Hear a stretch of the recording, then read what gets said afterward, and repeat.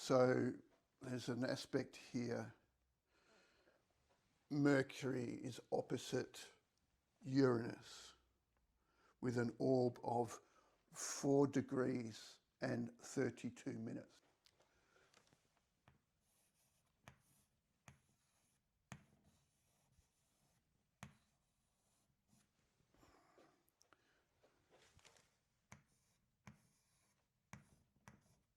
We can consider that a two-way aspect, Mercury aspect in Uranus and Uranus aspect in Mercury.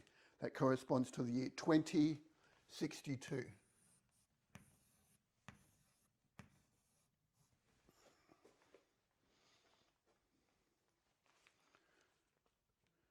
The North Node aspects Mars with an orb of 4 degrees and 46 minutes.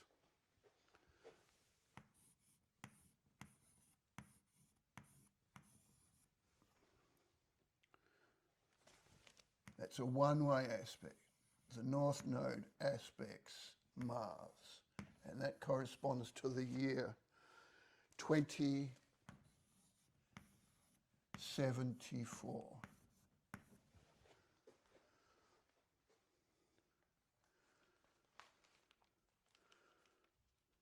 There's 3 more.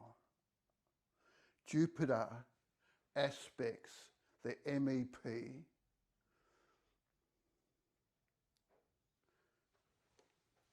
of the 8th. The orb is about 5 degrees, a little bit less, 4 degrees and 56 minutes. And it's going to, because Jupiter does trines, it'll aspect the 8th, it'll do opposition the 2nd, it'll do trine to the 12th, and it'll do trine to the 4th. So that equals houses 2, 4, 8 and 12. Saturn aspects Pluto. That's an opposition here, Saturn and Pluto. The difference is 5 degrees and 37 minutes. Saturn, Pluto. I didn't put in the year for that Jupiter, that's 2081.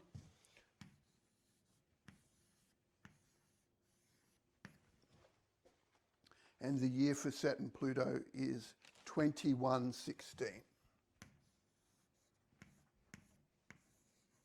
2116. And one more, Uranus's proximity to the MEP of the 4th and the 10th is 6 degrees, 19 minutes.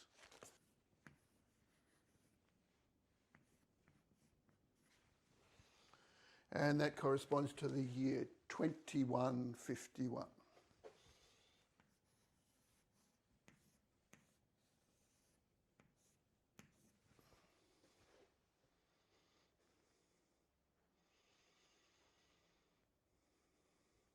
And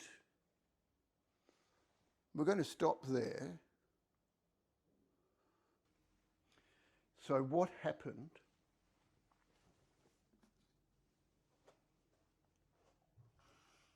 in 1851 was Melbourne separated from New South Wales. And until that separation, mining was illegal and any gold found belonged to the Crown. But when Melbourne separated, that changed. And so you could, any gold you found, you could actually sell. You could profit from mining.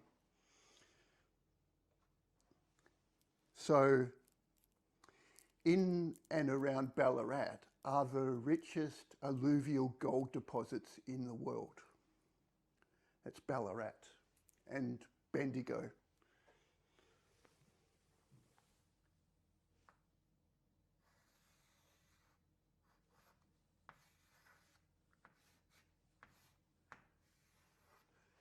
So it's one thing for there to be gold around. I mean, but what happened was the first ship of prospectors came to the port of Geelong because Geelong is closer to Ballarat than Melbourne. But Melbourne fixed this. They printed maps which showed that Melbourne was closer to the goldfields. And I spent some time, I illustrated this myself. I have no idea, and I have never seen what this map looked like. You know, I can sort of imagine. I've seen maps from the 1850s. And I actually thought about this, and at first I thought, well, yes, it's a bit improper. But of course, in the real world, that's not what's important. What's important is the fact that the strategy worked, because every ship after the first one that went to Geelong, every ship after that full of prospectors came to the port of Melbourne. So it's one thing to try and get people to come to your city. It's another thing when you succeed, when your strategy is successful. That's the 10th house. It's one thing, the fourth house would be to conceive of something. It's another thing to actually implement that idea so that you get the results. And of course, a big part of the 10th house is timing. If they went ahead and did this too early, Geelong would be forewarned. And if they were interested, which I actually don't think they were all that interested. Nowadays, the people at Geelong complain, you know, Melbourne took our fortune. But back then, I don't think Geelong was really a rural village for farmers. They had at that time, I don't believe they had any ambition to become a busy international centre. So I've had a train of thought then, and that was, yes, that it's one thing to have in the fourth house to have a conception. It's another thing to bring it to fruition in the 10th house. And that's what this aspect is. Fourth house and 10th house. Gold and the initiative and the expertise to profit from that discovery in Ballarat.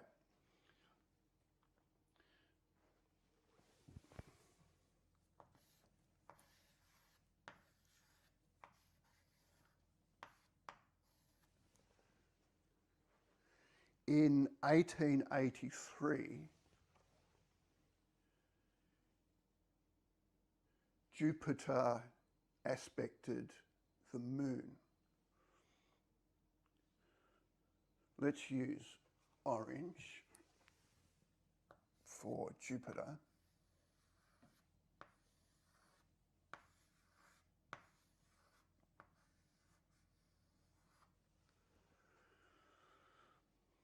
And what happened was there was a property boom. And I don't know the details, but I did watch a video on YouTube lately all about this. It was a long video, it went for about an hour. And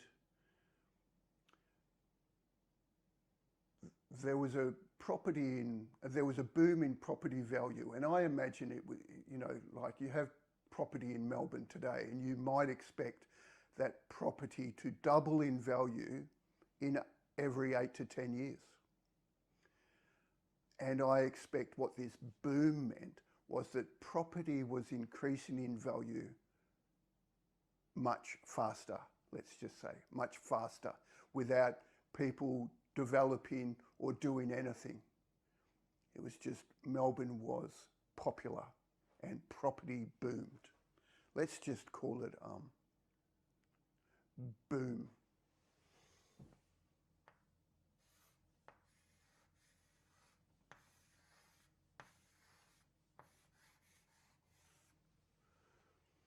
Which makes sense for the aspects we've got. A benefic aspect in the ruler of the ninth house, and you get this boom. And then comes along the moon's nodes, which aspect 6 of the houses. There are 2 which interest me in particular. 2 of these houses. The ninth house, which is ruled by the moon, purple for the moon, and the 11th house, which is ruled by Mercury. And so we can identify 2 things which happened as a result of the south node's aspect on the 9th, and we're going to call this is there was a flood.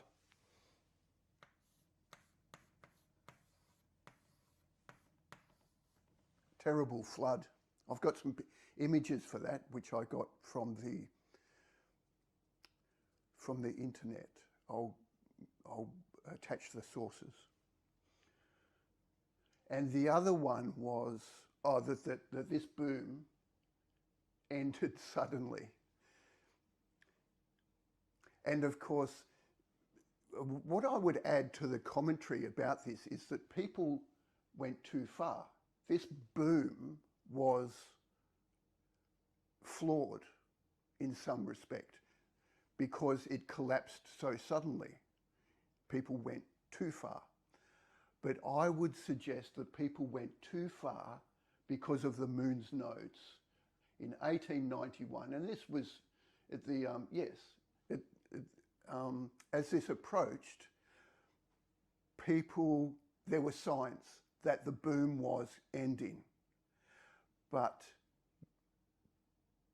greed meant that people just wanted one more chance, one more gamble, one more reward, one more windfall from their investment. And see, the moon's nodes are responsible for going too far. The boom was healthy. Melbourne was popular. Magnificent Melbourne, the richest city in the world. But on the back of this, there came a financial crisis.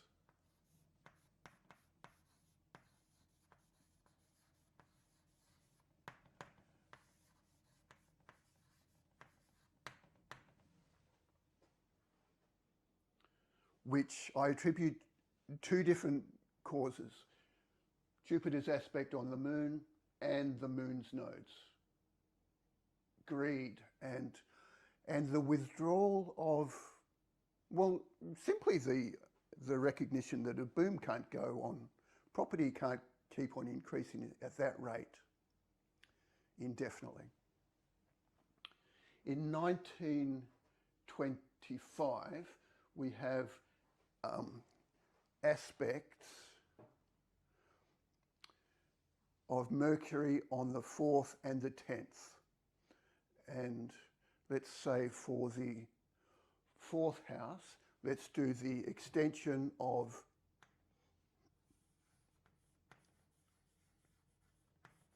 Queen Victoria Market.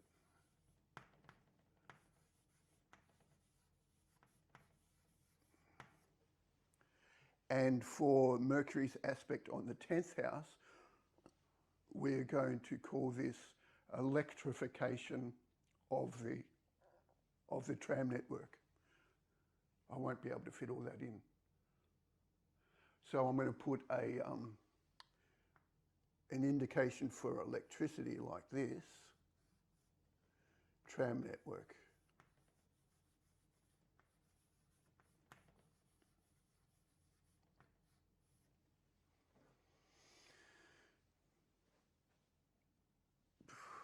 This data is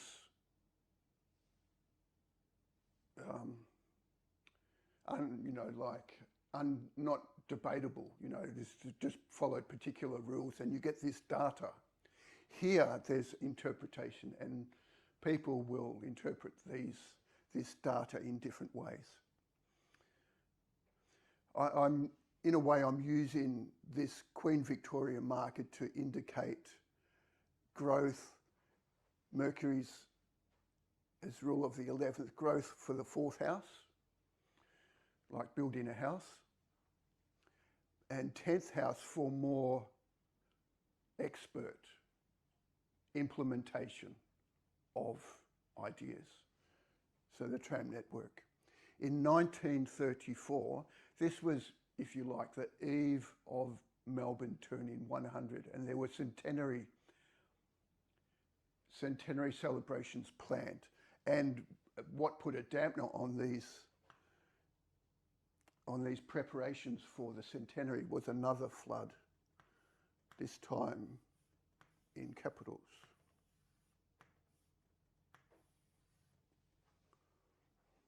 That's the moon's node is aspect in Neptune, and Neptune can be associated with a deluge and the sea and water.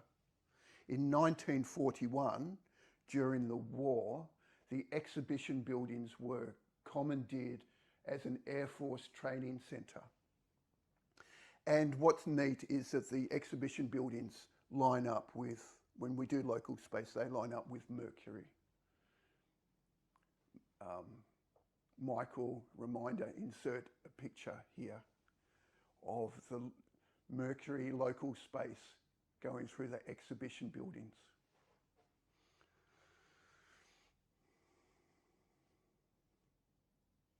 So,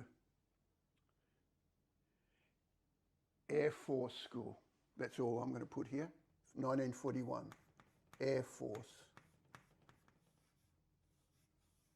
School.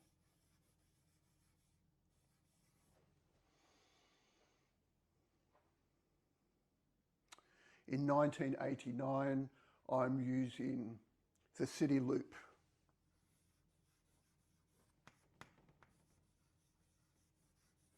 And in 1999, City Link.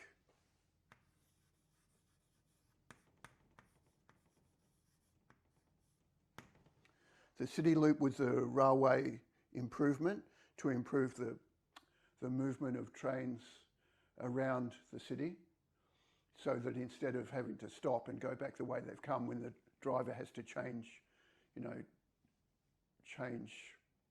walk from one end of the train to the other, they put in City Loop to improve public transport. So that's Neptune's aspect on the 3rd and the 9th. And City Link, let's do City Link in green.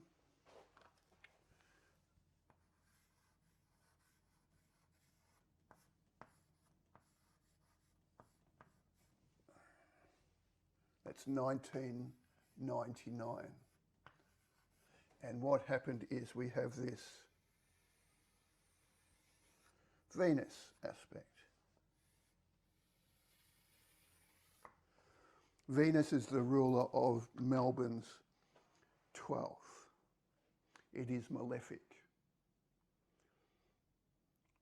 Of course, if it gets a good aspect, that's good for the 12th house.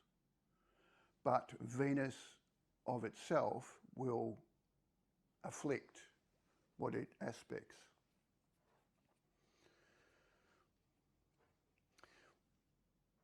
So I use City Link because it was largely tendered out to an overseas interest, Japan. Transurban, built CityLink and collect tolls from road users.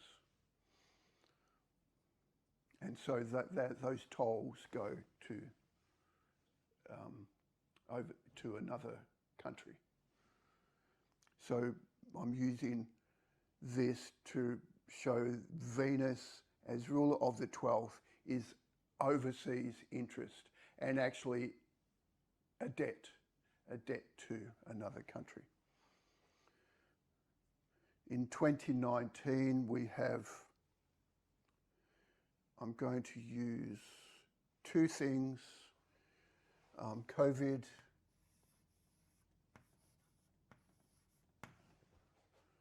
At one point, Melbourne was the most locked down city in the world. It was so oppressive for me, lots.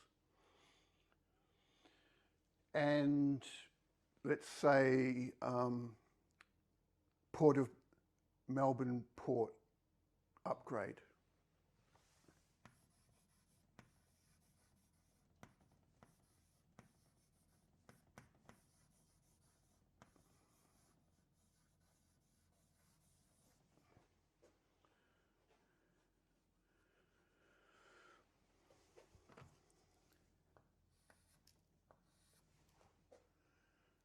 (2019), and so we complete all of the timeline up until today. And now the rest, 1, 2, 3, 4, 5, 6, are yet to complete. But of course, as an aspect approaches, so does the event. Well, event is generally considered momentary, but there is a lead up and a fall off. And these can be, in this context, these can be decades of lead up and fall off. Decades before an aspect completes, it can be recognized. So I'm going to be deliberately vague when defining this event in 2081. I'm going to highlight its importance in capitals.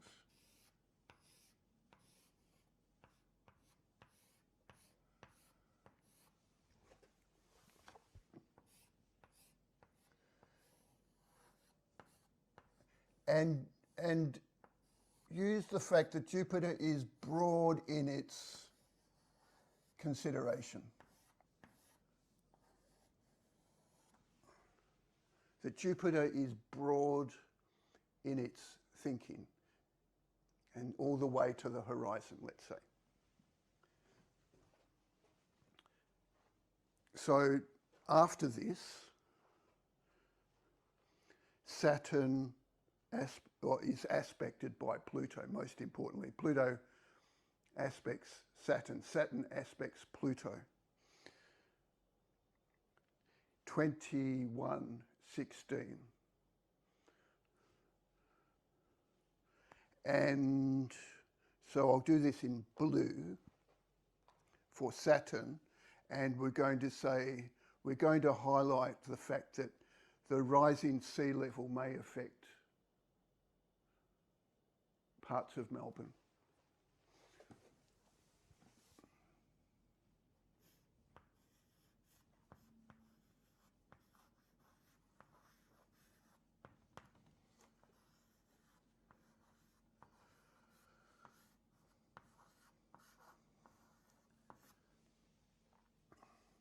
So it's difficult to write down here.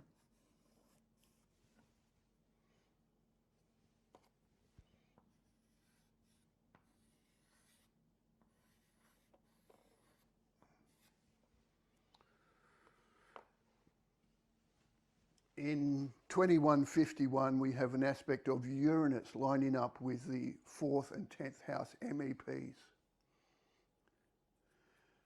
It's a fair way off, seems so, seems a fair way off. And I gave myself a little clue here. I'm just going to write a cheat note. I'm just going to write it bigger. It's like time to move. That's definitely what that means to me. When Uranus aspects the 4th and the 10th, it's time to move.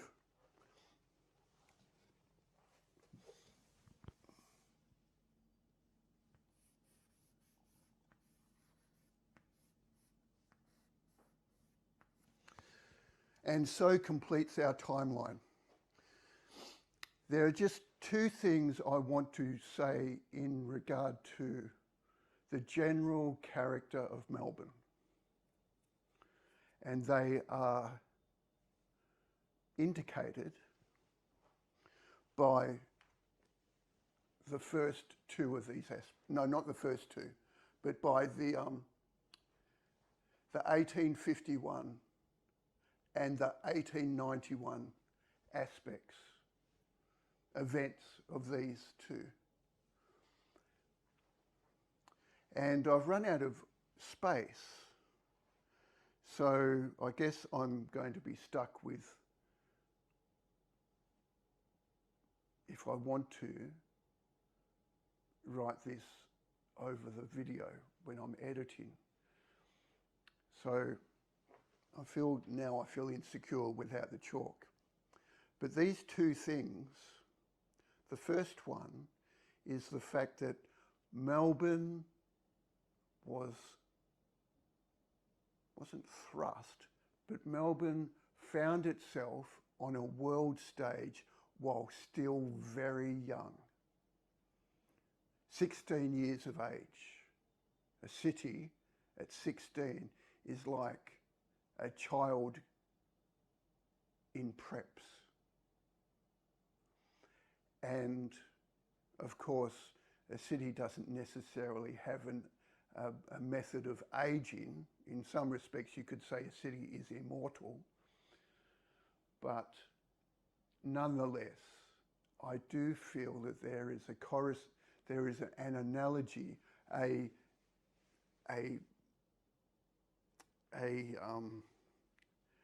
picture, a comparison, simply a comparison to be made to the way Shirley Temple was a movie star while still 5 or 6 years old. And so Melbourne is a little bit like the Shirley Temple in that here she is on the world stage at a young, very young age. The other thing I wanted to draw attention to is the fact that when Melbourne was born, that's what this horoscope is, when the boat arrived at the waterfall on the 29th of August at 10:35 in the morning. Actually, we don't know what happened at that time, but maybe that's when they arrived at the waterfall. And they said, here's the place, stop here, put the anchor in, tie up the boat, whatever. They spent that night on the boat, of course, and unloaded the next day. So at that time, the south node of the moon was 1 degree from the ascendant, and it describes the event. For the south node, it's escape. That's what, and Faulkner's mind had a lot to do with in Faulkner's mind, there was a fairly clear picture of what he intended to achieve, 10th house. And he wanted to get away from a culture, a convict culture, where there were these distinct classes of people. There were convicts and others. And you couldn't move from convict through to being a free person without tremendous struggle. He himself wasn't a convict, but his father was. His father was transported, and his father brought his wife and his son, James, forgotten his name. Pascoe Faulkner, John Pascoe Faulkner, with him. And they went to Sorrento first and then Hobart. But this theme of escape is still relevant in Melbourne culture because of the refugees accepted at different times during World War II,